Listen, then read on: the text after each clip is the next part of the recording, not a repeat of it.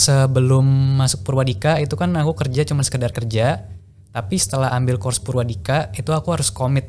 Nah Kak, kalau berkenan nih, boleh nggak sih spill sedikit tentang gaji di health startup? Kayak BitHealth itu berapa sih?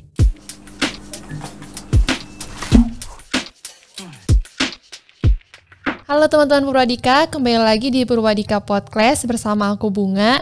Dan hari ini kita udah kedatangan salah satu alumni Job Connector Full Stack Web Development, yaitu Kak Vincent. Halo Kak Vincent. Halo Bunga.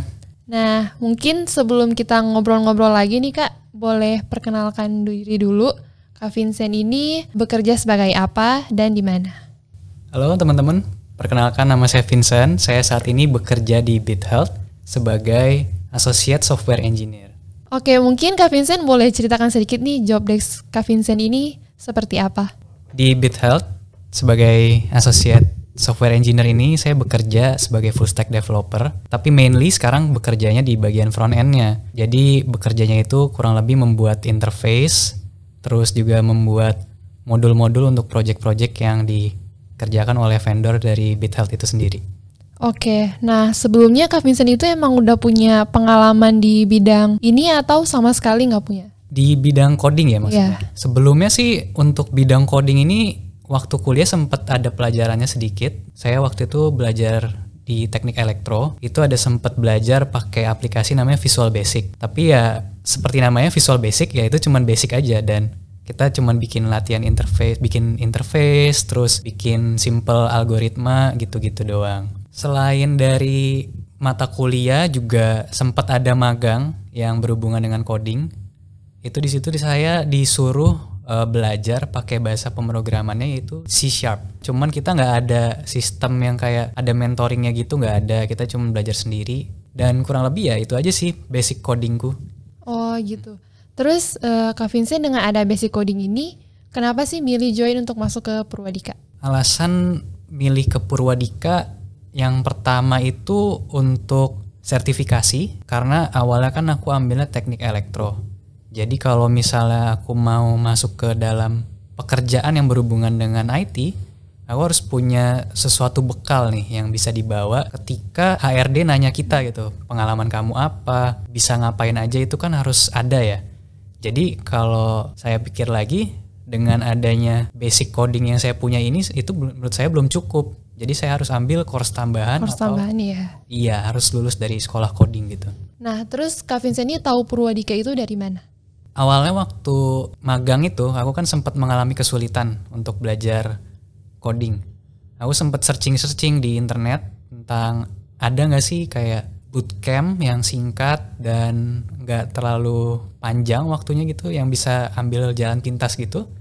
Dan akhirnya ada nemu beberapa opsi, salah satunya Purwadika. Dan menurutku itu dari semua opsi itu memilih Purwadika. Iya, itu yang paling oke.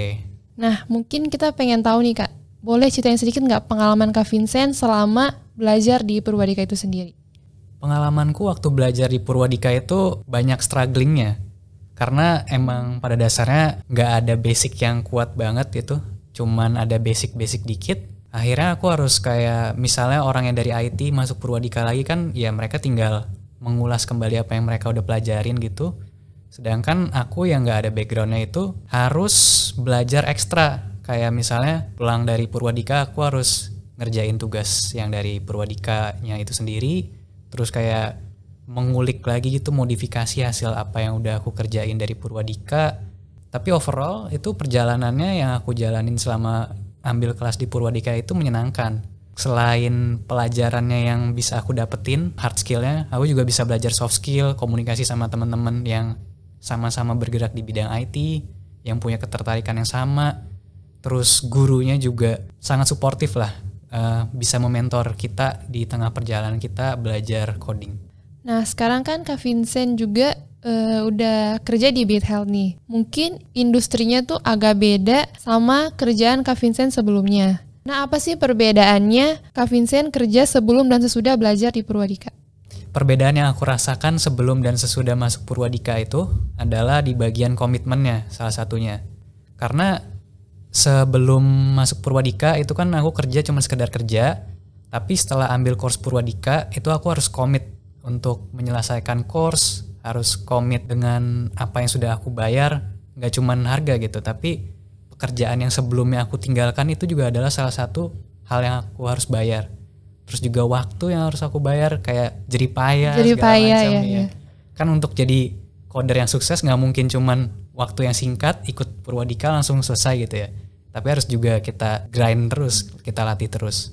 Nah Kak, kalau berkenan nih, boleh nggak sih spill sedikit tentang gaji di health startup? Kayak Beat Health itu berapa sih? Kalau angka exactnya aku nggak bisa sebut, tapi kalau mungkin rata-ratanya aja deh. Rata-rata ya. Rata-ratanya di atas 6 juta dan di bawah 10 juta. Itu untuk entry level? Itu untuk junior. Mungkin kalau udah ke tengah-tengah atau ke atasnya bisa lebih dari itu pastinya. Mungkin banyak teman-teman yang pengen jadi belajar coding nih gara-gara itu ya, selain seru mungkin pekerjaannya dan juga gajinya yang kompetitif. Nah oke, Kak Vincent, kita pengen bahas sedikit juga nih tentang Purwadika Alumni Club. Nah Kak Vincent ini kan sebagai ketua Tribe Alumni Club itu sendiri. Nah mungkin Kak Vincent boleh gak sih ceritain nih ke teman-teman di luar sana, apa sih kegiatan yang dilakukan dalam Purwadika Alumni Club ini? Kegiatan Purwadika Alumni Club ini salah satunya adalah kita mengadakan pertemuan 1 bulan sekali yang rutin. Itu tujuannya adalah selain kita membangun relasi satu sama lain antar alumni, tapi kita juga bisa berbagi pengalaman antar alumni.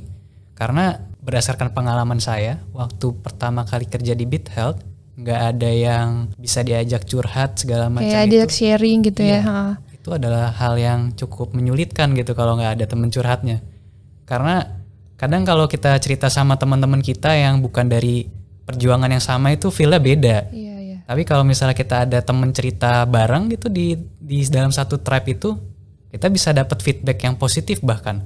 Kayak mungkin bisa code review juga bareng, terus juga kita bisa saling sharing-sharing tentang teknologi terbaru yang ada di dunia teknologi saat ini. Terus juga selain kita bahas segala macamnya itu, ketika kita punya pemikiran tentang sesuatu materi yang belum pernah kita pelajari sebelumnya, kita dapat kesempatan atau privilege untuk mengajukan pertanyaan kita itu ke tim Purwadika supaya dibuatkan kelasnya khusus gitu untuk tribe-nya itu sendiri. Jadi tribe itu perkumpulan orang-orang yang bisa ajak sharing satu bidang gitu ya. Jadi kalau misalnya kita punya kesulitan, kita bisa tanya-tanya sama mereka yang mungkin mereka juga punya perasaan yang sama atau pernah mengalami, jadinya kayak nyambung gitu ya kalau curhat dibandingkan kita ngomong sama teman kita yang mungkin nggak ada pengalaman sama sekali ya Kak. Betul banget. Selain itu juga akselerasi kita belajar dibandingkan kita cari tahu sendiri dengan dapat ilmu dari orang lain dengan pengalaman orang lain itu berbeda banget. Kayak misalnya kita mungkin mau ngulik sesuatu hal itu butuh waktu 1 minggu, tapi ada temen yang udah pernah belajar juga, dia tinggal share ke kita dalam waktu kurang lebih 5 menit, 10 menit, 15 menit itu bisa terngiang-ngiang sama kita bisa lebih lama gitu. Jadi berbagi pengalaman di situ juga sangat berpengaruh, penting. Berarti seru banget nih kalau misalnya kita bisa join ke Purwadika Alumni Club ini. Mungkin ada yang bertanya, ini bisa semua orang gak sih? Tapi ternyata nggak bisa semua orang ya Kak. Harus masuk Purwadika dulu, harus jadi alumni Purwadika dulu, baru kalian bisa join ke Purwadika Alumni Club ini. Itu seru banget sih, kayak kita ketemu orang-orang yang bisa kita sharing bareng tentang kerjaan kita gitu kan ya Kak. Betul. Nah oke nih Kak, kita pengen tahu nih Kak, menurut Kak Vincent sendiri, kalau misalnya boleh digambarkan dalam satu kata, coding itu apa sih? Kalau harus digambarkan dalam satu kata, menurut saya coding itu adalah sebuah pilihan satu kata. Oke, coding itu adalah sebuah pilihan. Nah, menurut Kak Vincent sendiri, coding itu susah nggak sih sebenarnya untuk dipelajari? Itu tingkat kesulitan relatif menurutku. Kembali lagi ke diri masing-masing ya.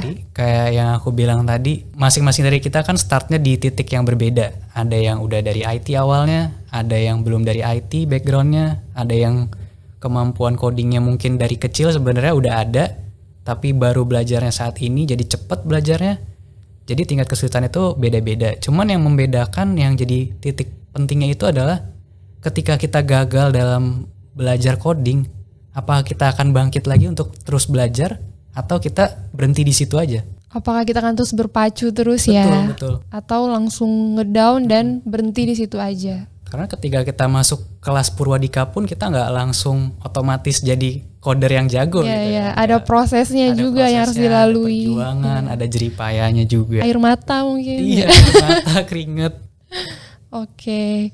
Nah, itu mungkin bisa jadi inspirasi teman-teman di luar sana ya yang pengen belajar coding tapi takut itu susah atau gue bisa nggak ya belajar coding. Mungkin itu bisa jadi pertimbangan teman-teman sendiri. Kalau itu semua itu kembali ke diri kita masing-masing. Benar Oke. banget. Oke Kak Vincent, mungkin terakhir nih buat teman-teman yang lagi nonton yang atau yang di luar sana, pesan dan kesan dari Kak Vincent sendiri untuk teman-teman yang pengen shifting karir atau pengen belajar coding tapi masih banyak pertimbangan atau masih ragu-ragu, mungkin Kak Vincent boleh sampaikan ke teman-teman di luar sana. Tips buat teman-teman yang mau shifting karir ya. Ya. Yang pertama, kalian harus tentukan pilihan itu dulu. Kalian mau pindah karirnya. Kalau pengalamanku, aku menganalogikan shifting karir itu ibaratnya kita berjalan di sebuah perjalanan, kita melalui sebuah jembatan, terus jembatan yang di belakang kita itu kita bakar atau kita putusin.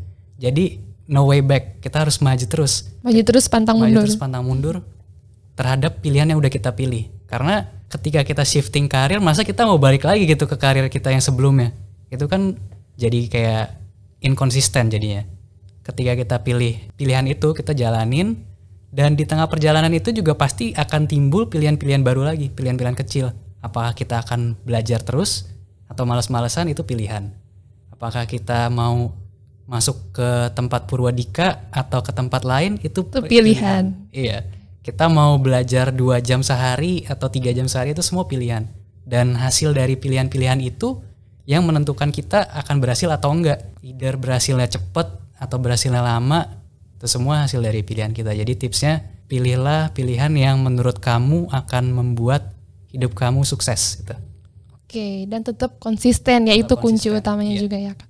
Oke teman-teman, itu dia tadi perbincangan kita sama Kak Vincent sebagai alumni dari Purwadika. Semoga apa yang udah kita bahas tadi ya bisa jadi bermanfaat nih buat teman-teman di luar sana. Dari perbincangan kita dari Kak Vincent yang belajar coding hingga sekarang udah kerja di salah satu health startup. Nah mungkin ada teman-teman luar sana yang bisa nih mengikuti jejaknya Kak Vincent sendiri. Thank you juga nih buat Kak Vincent yang udah hadir di sini ngobrol bareng. Terima kasih untuk waktunya ya Kak. Thank you juga Bunga udah mau mengundang saya ke sini. Oke, see you guys.